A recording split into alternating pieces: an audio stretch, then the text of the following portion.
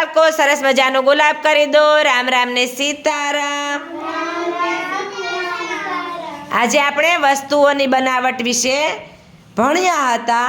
તો વસ્તુની બનાવટ શેમાંથી બની છે એ તમારે કહેવાનું છે.